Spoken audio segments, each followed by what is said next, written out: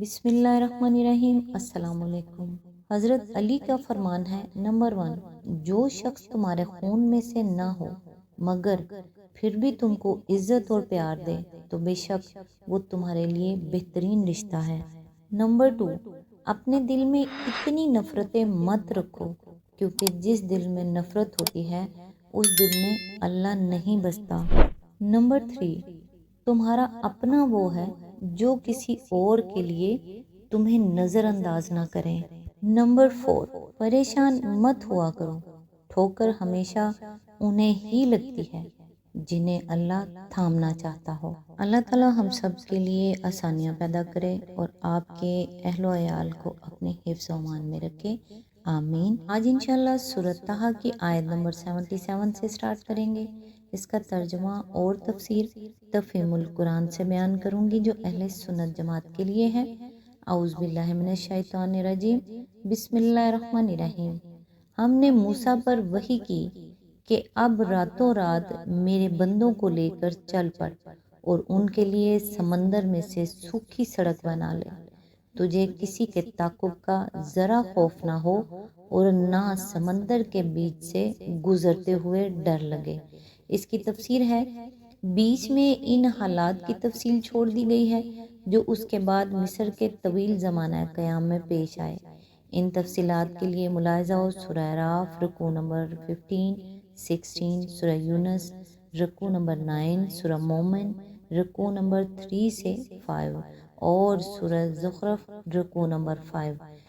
اس جمال کی تفصیل یہ ہے کہ اللہ تعالیٰ نے آخر کار ایک رات مقرر فرما دی جس میں تمام اسرائیلی اور غیر اسرائیلی مسلمانوں کو، جن کے لیے میرے بندوں کا جامع لفظ استعمال کیا گیا ہے، مصر کے ہر حصے سے ہجرت کے لیے نکل پڑنا تھا۔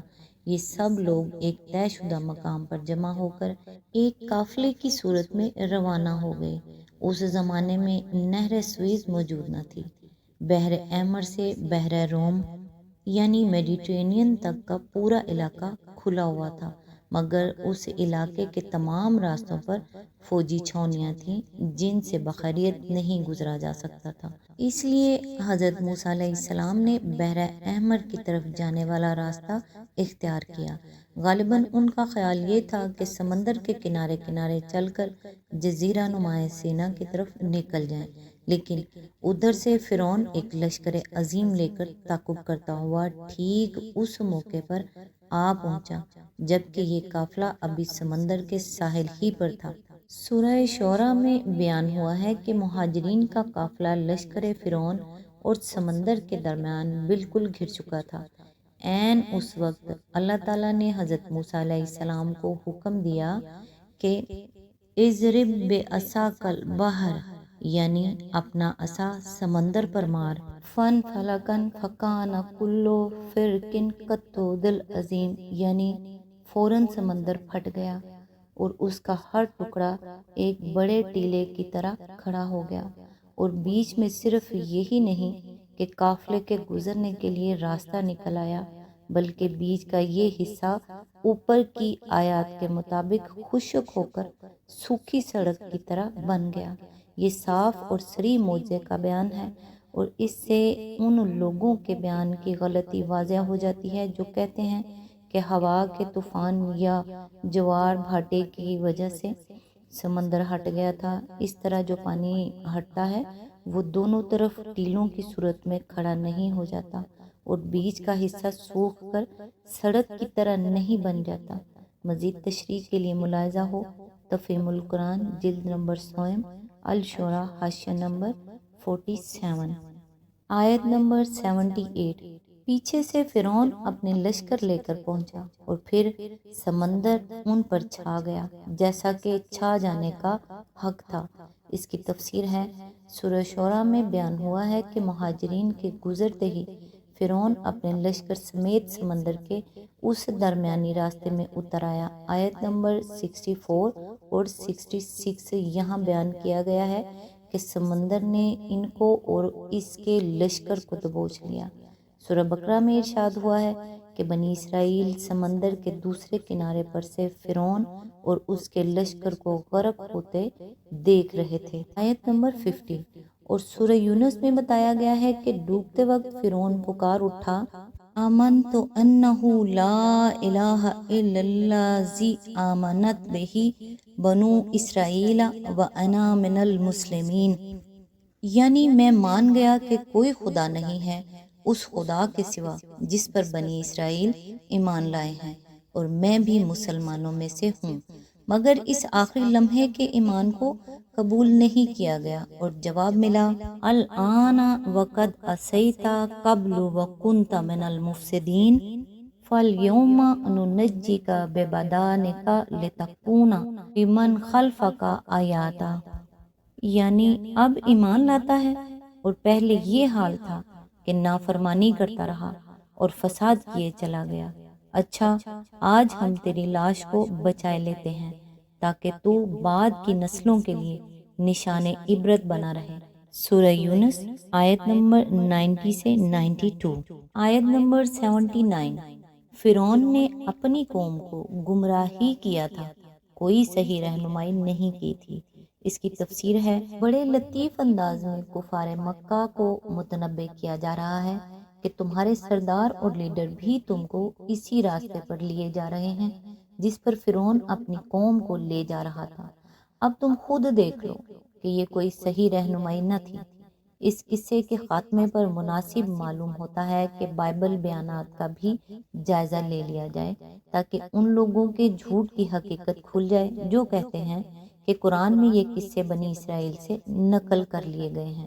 بائبل کی کتاب خروج ایکسوڈس میں اس قصے کی جو تفصیلات بیان ہوئی ہیں ان کے حسب ذیل اجزاء قابل توجہ ہیں۔ نمبر 1، باب 4 آیت 2 سے 5 میں بتایا گیا ہے کہ عصا کا معجزہ حضرت موسیٰ علیہ السلام کو دیا گیا تھا، اور آیت 17 میں انہی کو یہ ہدایت کی گئی ہے کہ تو اس لاٹھی کو اپنے ہاتھ میں لے جا اور اسی سے ان معجزوں کو دکھانا، مگر آگے جا کر نامعلوم یہ لاٹھی کس طرح حضرت ہارون علیہ السلام کے قبضے میں چلی گئی اور وہیں اس سے معجزے دکھانے لگے۔ باب 7 سے لے کر بعد کے ابواب میں مسلسل ہم کو حضرت ہارون ہی لاٹھی کے معجزے دکھاتے نظر آتے ہیں۔ نمبر 2، باب 5 میں فرعون سے حضرت موسیٰ علیہ السلام کی پہلی ملاقات کا حال بیان کیا گیا ہے، اور اس میں سرے سے اس بحث کا کوئی ذکر ہی نہیں ہے جو اللہ تعالیٰ کی توحید اور اس کی ربوبیت کے مسئلے پر ان کے اور فرعون کے درمیان ہوئی تھی۔ فرعون کہتا ہے کہ خداوند کون ہے کہ میں اس کی بات مانوں اور بنی اسرائیل کو جانے دوں، میں خداوند کو نہیں جانتا، مگر حضرت موسیٰ علیہ السلام اور حضرت ہارون علیہ السلام اس کے سوا کچھ جواب نہیں دیتے کہ عبرانیوں کا خدا ہم سے ملا ہے۔ باب 5 آیت 2 اور 3۔ نمبر 3، جادوگروں سے مقابلے کی پوری داستان ان چند فکروں میں سمیٹ دی گئی ہے، اور خداوند نے موسیٰ علیہ السلام اور ہارون سے کہا کہ جب فرعون تم کو کہے کہ اپنا معجزہ دکھاؤ تو ہارون سے کہنا کہ اپنی لاٹھی کو لے کر فرعون کے سامنے ڈال دے تاکہ وہ سانپ بن جائے، اور موسیٰ علیہ السلام اور ہارون علیہ السلام فرعون کے پاس گئے اور انہوں نے خداوند کے حکم کے مطابق کی، اور ہارون نے اپنی لاٹھی فرعون اور اس کے خادموں کے سامنے ڈال دی اور وہ سانپ بن گئی۔ تب فرعون نے بھی داناؤں اور جادوگروں کو بلوایا، اور مصر کے جادوگروں نے بھی اپنے جادو سے ایسا ہی کیا، کیونکہ انہوں نے بھی اپنی اپنی لاٹھی سامنے ڈالی اور وہ سانپ بن گئی، لیکن ہارون علیہ السلام کی لاٹھی ان کی لاٹھیوں کو نگل گئی۔ باب 7 آیت 8 اور 12۔ اس بیان کا مقابلہ قرآن کے بیان سے کر کے دیکھ لیا جائے کہ قصے کی ساری روح یہاں کس بری طرح فنا کی گئی ہے۔ سب سے پہلے زیادہ عجیب بات یہ ہے کہ جشن کے دن کھلے میدان میں باقاعدہ چیلنج کے بعد مقابلہ ہونا، اور پھر شکست کے بعد جادوگروں کا ایمان لانا جو قصے کی اصل جان تھا، سرے سے یہاں مذکور ہی نہیں ہے۔ نمبر 4، قرآن کہتا ہے کہ حضرت موسیٰ علیہ السلام کا مطالبہ بنی اسرائیل کی رہائی اور آزادی کا تھا۔ بائبل کا بیان ہے کہ مطالبہ صرف یہ تھا کہ ہم کو اجازت دے کہ ہم 3 دن کی منزل بیابان میں جا کر خداوند اپنے خدا کے لیے قربانی کریں۔ باب نمبر 5 آیت 3 اور 5۔ مصر سے نکلنے اور فرعون کے غرق ہونے کا مفصل حال باب 11 سے 14 تک بیان کیا گیا ہے۔ اس میں بہت سی مفید معلومات اور قرآن کے اجمال کی تفصیلات بھی ہمیں ملتی ہیں، اور ان کے ساتھ متعدد عجیب باتیں بھی۔ مثلاً باب 14 کی آیات 15 اور 16 میں حضرت موسیٰ علیہ السلام کو حکم دیا جاتا ہے کہ تو اپنی لاٹھی، جی ہاں، اب لاٹھی حضرت ہارون سے لے کر پھر حضرت موسیٰ علیہ السلام کو دے دی گئی ہے، اٹھا کر اپنا ہاتھ سمندر کے اوپر بڑھا اور اسے 2 حصے کر، اور بنی اسرائیل سمندر کے بیچ میں سے خشک زمین پر چل کر نکل جائیں گے۔ لیکن آگے چل کر آیت 21 اور 22 میں کہا جاتا ہے کہ پھر موسیٰ علیہ السلام نے اپنا ہاتھ سمندر کے اوپر بڑھایا اور خداوند نے رات بھر تندپور بھی آندھی چلا کر اور سمندر کو پیچھے ہٹا کر اسے خشک زمین بنا دیا، اور پانی 2 حصے ہو گیا، اور بنی اسرائیل سمندر کے بیچ میں سے خشک زمین پر چل کر نکل گئے، اور ان کے دائیں اور بائیں ہاتھ پانی دیوار کی طرح تھا۔ یہ بات سمجھ میں نہیں آئی کہ آیا یہ معجزہ تھا، یہ طبعی واقعہ؟ اگر معجزہ تھا تو عصا کی ضرب سے ہی رونما ہو گیا ہوگا جیسا کہ قرآن میں کہا گیا ہے، اور اگر طبعی واقعہ تھا تو یہ عجیب صورت ہے کہ مشرقی آندھی نے سمندر کو بیچ میں سے پھاڑ کر پانی کو دونوں طرف دیوار کی طرح کھڑا کر دیا اور بیچ میں سے خشک راستہ بنا دیا۔ کیا فطری طریقے سے ہوا کبھی ایسے کرشمے دکھاتی ہے؟ تلمود کا بیان نسبتاً بائبل سے مختلف اور قرآن سے قریب تر ہے، مگر دونوں کا مقابلہ کرنے سے صاف محسوس ہو جاتا ہے۔ ایک جگہ براہ راست علم وحی کے بنا پر واقعات بیان کیے جا رہے ہیں، اور دوسری جگہ صدیوں کے سینہ بسینہ روایات میں واقعات کی صورت اچھی خاصی مسخ ہو گئی ہے۔ ملاحظہ ہو the Talmud selection H Polano, page number 150 to 154۔